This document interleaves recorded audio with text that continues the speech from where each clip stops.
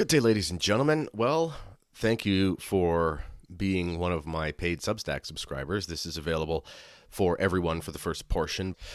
And those who followed the They've Uncrowned Him book study series know that it's done. And I said, I'm going to do something else. To now that we've finished that, we're going to start with another series because I got a great response. People enjoyed sort of the weekly, except for when I was ill and couldn't always get it done weekly, but they enjoyed the weekly series to follow. I think that's something people like. And we're still going to do some more Q&A. I'm going to post something, actually. You'll probably see it by the time this video is up, a new Q&A session and so forth. My wife and I are going to report or record something. Man, oh man, we were sick for a month and a half, everything. And it was just crazy. I don't know. It's probably spiritual, maybe when you write a book exposing the charismatic renewal and modernism in the single year, maybe the devil gets angry. That's probably what happened. But I don't want to over-spiritualize it and blame all my problems on things that might not be. But anyway, neither here nor there. But I'd like to introduce to you today the introductory episode for a series on modernism. So you've obviously heard of modernism. I've talked about modernism if you've been following my work. If you are especially a traditionally minded Catholic, you've heard of modernism. But what is it? Well, I did just finish writing I think the manuscript is something like 320 pages on modernism. I don't know if it'll be fully that length when it's printed. We'll see what they say at the publisher. Nonetheless, it's a long book, and I have spent the last year or so or more really studying the issue of modernism. And it's super pernicious, and it's everywhere. And it's something that Catholics really need to come to grip with. It's my opinion that modernism is the crisis in the church. And now this is not to detract from any of the work from anyone else, but, sometimes we can get, we can get lost in the externals. So, look, there's a lot of scandal in Rome. Well, yeah, there is a lot of scandal in Rome. Or, there's something to do with the Vatican Bank. Or the USCCB is up to something strange. Or, is this thing from the Freemasons or whatever? All of those things are legitimate concerns, and we should all be aware of those things. Again, I'm not saying that those aren't important, but I'll give you an analogy to try to help to explain this. What we see with modernism is like a crime. It's like a crime scene we've stumbled upon, and we're living in that crime scene. All the things that are happening, that's at the crime scene. All of this chaos and carnage, this is the crime that's taken place. But you got to send a detective to the crime scene, and he has to assess what's going on. He sees, maybe a bloody murder weapon, or he sees shattered glass, scattered all over the floor, or they see, the door was broken in, or the alarm fuse was cut, or whatever. I'm just going off of things I've seen in detective shows or read in mystery stories and things. I'm not actually an expert in forensics. But anyway, you have to have the detective come in, and he's got to look at things with his colleagues, and then they have to go backwards, and they have to say, sort of like how Christ says in the gospel. I think it's Matthew chapter 13, if I'm not mistaken, and he comes and he gives the parable of the field where the enemy comes in the middle of the night, and he sows the bad seeds that grow into the weeds. And he says, an enemy has done this. The servants go to the master, and he says, an enemy has done this. We're living through that crime, and we know an enemy has done this. And ultimately, that enemy is Satan. You can blame all the different groups. It's the Masons, it's the Zionists, it's the Jews, it's the communists, it's the Marxists. And of course, all of these anti-Christian groups, to a greater or lesser degree, have something to do with what has happened in the church. And we can go down various rabbit holes, and we can chase those threads, and we can find a lot of things that are important, for sure. But it comes back to a source, just like the fall of man comes back to a source. And that is Satan, and he fell from heaven. And behind modernism is this demonic intelligence. And it's very difficult for us to see that. It's very difficult for us to make sense of that because he's much smarter than we are. So we have to take our time. You can't just do one episode on modernism. You have to do a deep dive. Luckily for us, Pope St. Pius X wrote an encyclical called Pascendi, which I'm going to show you on the screen right now. Sorry for the quick interruption here. I just wanted to mention the Canadian Martyrs Men's Conference, where there will be no modernism. You can check out the link for that in the description area for this podcast. February 7th and 8th, Stratford, Ontario, Canada. Father Marcel Stannis is the keynote speaker, sponsored by Catholic Heritage Tours / Regina Pilgrimages. Father Stannis giving the keynote speech. My friend Al Smith, Fulton Sheen Extraordinaire, giving a speech as well. I'll be giving a speech, and TBD, we're working on some scheduling with some other priests. Also, the night before, if you sign up for the conference, there is the social, which everyone said was one of their favorite parts of the conference last year. It's an amazing thing.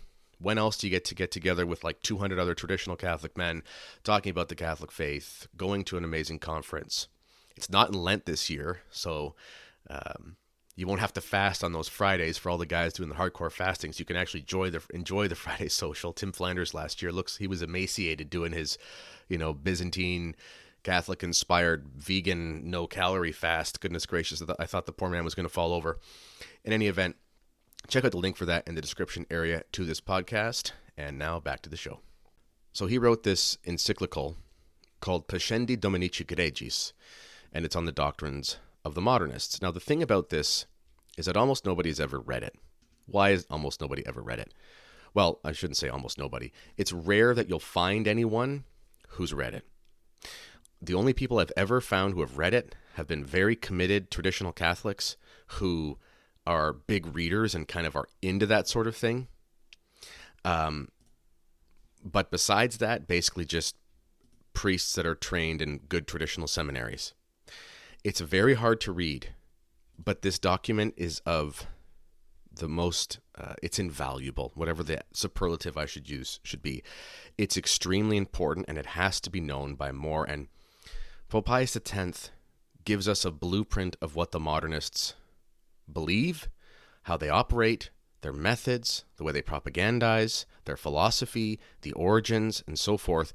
But there's something incredible in here. I want to read you just a quick little paragraph to show you what I mean, how important this document is. And this only makes sense in the light of everything that we'll learn as we study through this document. And this is in paragraph 38, and he talks about the modernist as a reformer. And he goes through all of the different things that modernists are going to change in the church if this heresy is not dealt with. And let me just, oops, don't know why this thing happened here. Sorry, little glitch, fixed it. And he goes through what's going to happen if they continue. And he goes, these are going to be all the reforms.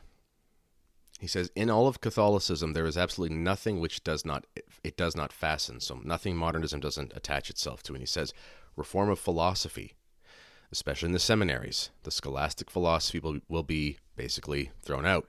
Reform of theology. Rational theology is to have modern philosophy for its foundation. So your priests are going to read, all of these modern philosophers, Immanuel Kant, George Hegel, René Descartes, and so forth. If you know anything about what goes on in seminaries, it's exactly what happens.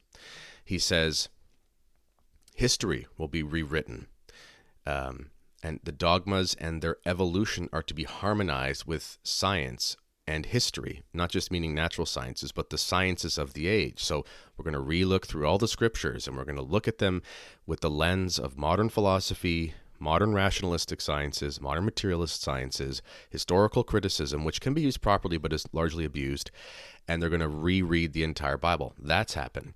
The Catechism, he says, in the Catechism, no dogmas are to be inserted except those that have been duly reformed and are within the capacity of the people. You got to dumb down the religion. You got to put into psychological terms. You got to put new catechisms out. What happened? Regarding worship, the number of external devotions is to be reduced. Obviously, we've seen that happen. He says, an ecclesiastical government is going to be reformed in all its branches. What do we have? We have nationalization of various national bodies of churches. We have the Synod on Synodality. We have all these different things. The Roman congregations, especially the Index of the Holy Office, are to be reformed. We don't have one of those anymore. We have a dicastery for the doctrine of the faith. The ecclesiastical authority, right here, must change its line of conduct in the social and political world while keeping outside political and social organization. It must adapt itself to those which exist in order to penetrate them with its spirit. So we're going to have a democratization in the church. So we're going to have a synod on synodality, essentially. With regard to morals, modernists will promote the principles of the Americanists. If you don't know what Americanism was, it doesn't mean to be an American is a heresy. It was a heresy condemned by Leo XIII. But it basically means conduct over creed, which is Masonry. So the most important thing is that you do nice things for people, not what you believe. So basically, we're going to emphasize all the stuff with migrants. We're going to emphasize climate change. We're going to emphasize all these things that are like doing virtues, putting aside whether or not we should even be into the climate stuff. But I mean, in the mind of someone who believes that, we're going to do things, and those are higher than the spiritual works of mercy. The corporal works of mercy take precedence, and that's not true. The clergy are asked to return to their ancient lowliness and poverty, and in their ideas and action be guided by the principles of modernism. Now, we haven't seen them actually go to their poverty in that sense, but that's the impetus behind all the new vestments. If you've ever wondered why, when you go to your parish and you see your priest wearing basically drapes from your curtains, why is he wearing those for Mass? Why is he wearing green polyester nonsense? The idea is that they have to have simplistic vestments like the early church, blah, blah, blah, blah, blah. That's to be an external sign, back to the Americanism, of look at me, I'm being impoverished. Okay? He says that and there will be some who, echoing the teaching of their Protestant masters, so they're going to be influenced by Protestantism. Who were the consultants on the new Mass? Look it up. They would like the suppression of ecclesiastical celibacy. Are they not pushing for married priests? And he says, what is there left in the church which is not to be reformed according to their principles? So what he's saying here is that literally everything in the church will be reformed by the modernists. But here's the thing. This is almost, that paragraph I just read you, it's like almost 3/4 through the encyclical. It's a long encyclical. It's very hard to read. It was written by basically bishop. It was written for bishops at the turn of the last century. So we're talking about bishops who were educated in the 1800s, the 19th century. These men could read and write in Greek and Latin, and they understood biblical Hebrew for the most part, and they were trained in the scholastic philosophy and stuff like that. I mean, these guys had, many of them were liberals. That's why you had to write this document. But nonetheless, they had big brains and they could understand things. It's loaded with philosophical terms that you can't understand unless it's broken down for you. You know, I'm not the smartest guy in the world, but I do like to read some pretty old and boring stuff in the eyes of many. And I've sat down with lots of old books and so forth. But when I was reading through Pascendi, I had to read through that thing probably half a dozen times before I could even get to the point where I understood it. And I had to use encyclopedias of this and that and dictionaries of this and that. And I have to research this. I mean, he's talking about this, but this, you open this up and it's like a whole other rabbit hole. It's like, oh my goodness, you have to understand this to even understand what he's talking about. But it's the most important encyclical of the 20th century, in my opinion. That paragraph I just read you about what modernist reform would look like, that is what has happened since the Second Vatican Council. And we have to understand this if we're going to understand the crisis in the church. Because even as traditional Catholics, there are many doctrines that we might think are fine. And I should say, rephrase what I mean by doctrines. There are many things that we are taught as if they're Catholic doctrines, or we hold them to be in line with the Catholic faith. But they are simply not compatible with Catholicism ultimately. And a lot of that is modernist influence. Even under the reign of Benedict XVI, everyone looks at him as like the super traditional pope. We're going to go through some of the things Pope Benedict said as Father Ratzinger and Cardinal Ratzinger. He was a major player in that Vatican II revolutionary era and the time that followed. A lot of the stuff from John Paul II. I bet you didn't know, for example, synodality began with Paul VI, and John Paul II wrote an encyclical on synodality, and it sounds exactly like something Pope Francis would have written. The Reform to Catechisms, this was done by John Paul II long before the new catechism came out. It's in a document called Catechesi Tradendae, which was published in, I think, 1979 or something like that, whenever it was. And it goes through, it looks like something Pope Francis could have written. It's not as offensive in certain ways because Francis is more down the modernist stream than his predecessors in the objective and outward sense. But All of this stuff goes way back, and it was suppressed by Pope Pius X. He did a very good job of suppressing it. But then there was the advent of the First World War, which they say Pope Pius X basically died of a broken heart. Now, he had other heart problems, but when somebody already has heart problems and something extremely tragic takes place, sometimes it pushes them over the edge. So we can't prove that, but that's what those who loved him say. Nonetheless, he died at the outset of the war. He died in August. I think it was August 20th of 1914. The war was declared in July. He tried valiantly to stop the war from happening.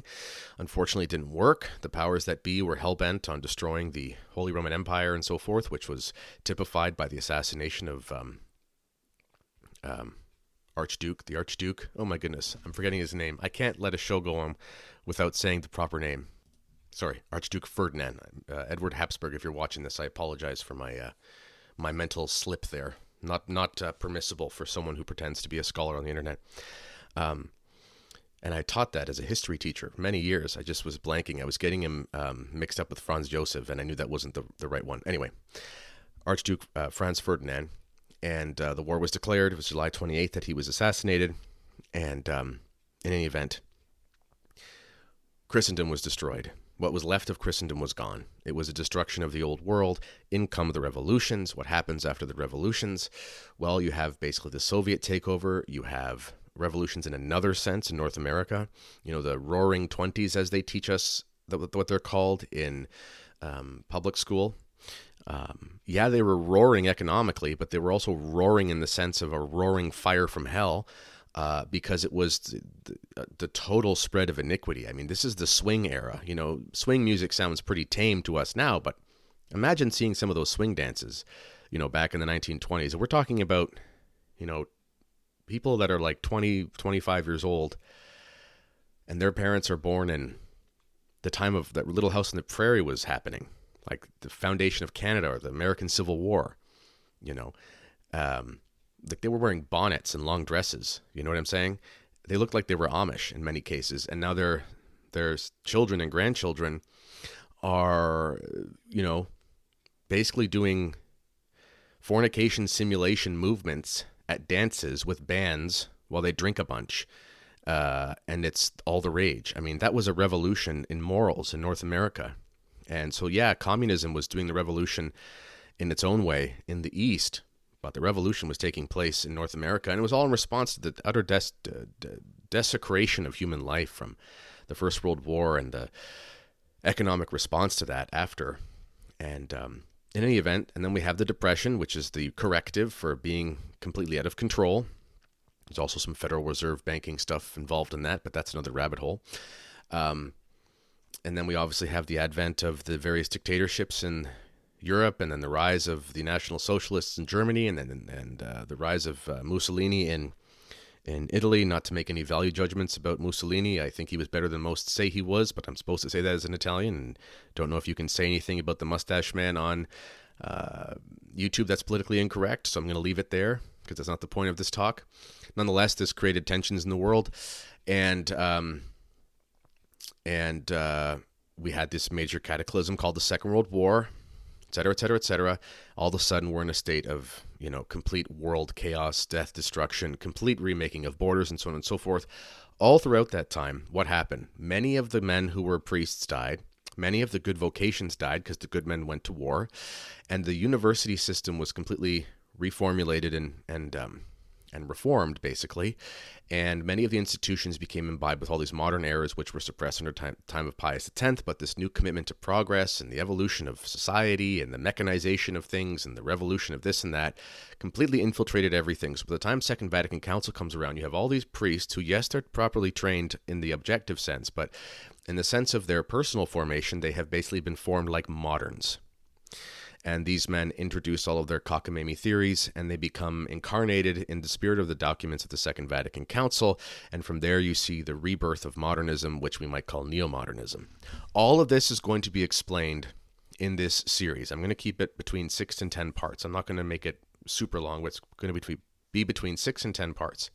The full series is only going to be available on my Substack. And if you're waiting for my book on modernism, a lot of the content that I'm going to be talking about will be stuff that I've discussed in my book, but It's obviously a lecture series and it's not a book, so they're different things. So you might find value in grabbing the book when it comes out in March as well. But if you want to look through the lens of a podcast series instead, then here's your opportunity. So if any of this sounds interesting to you and you really want to understand modernism, I mean, how are we at the point now? I mean, long before the Pachamama was parading into St. Peter's Basilica, there was a problem that started a long time ago. And we've got to be like that detective like Pius X was and go to that crime scene. And we've got to extrapolate. We've got to extrapolate out from there. And we've got to go and find all the clues. We've got to follow those down their paths to understand how we even got to the point where we could find this bloody crime scene. And that's kind of the point, to finish the analogy I began at the beginning.